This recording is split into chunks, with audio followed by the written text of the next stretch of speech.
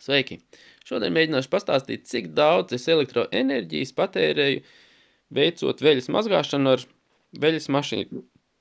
Pieļauju, ka jums ir līdzīga situācija, un jūs tik daudz aptuveni arī patērējat. Man ir, redz, kur elektroenerģijas uzskaite, ieejam iekšā, redzam, šodien es tikko izmazgāju veļu 0,93 eiro centi. Tātad 93 centus es iztērēju par vienu mazgāšanas reizi. Varam paskatīties pa visu janvāri. Redz, ka te ir 6. janvārs, kā jūs redzat, 0,93. 2. janvārī es esmu 0,4. Te es mazgāju sporta drēbes ātrajā režīmā, bet es uzliku lielāku temperatūru, tāpēc man ir 0,4 kWh. Un 1. janvārī ir 1,02 kWh. Tur noteikti veļas bija nedaudz vairāk, un tāpēc arī vairāk elektroenerģijas patērējās.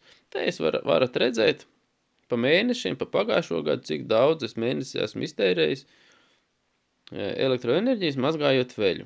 Tātad šodien, tikko izmazgājot, jūs redzat vidējais elektroenerģijas daudzums, ko es patērēju, tas ir aptuveni 1 kWh. Man 1 kWh izmaksā 13 eiro centus, tā 13 centus plus 5 centi par piegādi, tātad 18 centi par 1 kWh. Tātad vienā mazgāšanas reizē vidēji iztērēju 20 centus.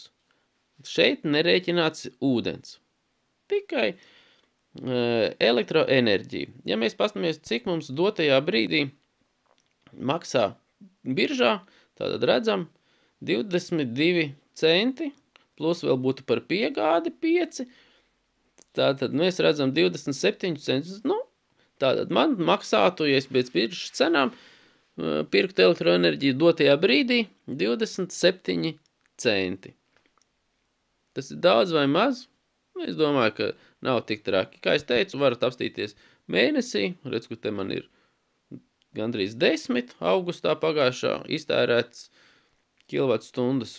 Tātad tie būs pēc mana tarifa, rupi runājot, 2 eiro. Kaut kā tā. Tas arī viss. Visiem veselību, veiksmi, līdz nākamajai reizei. Esam ekonomiski.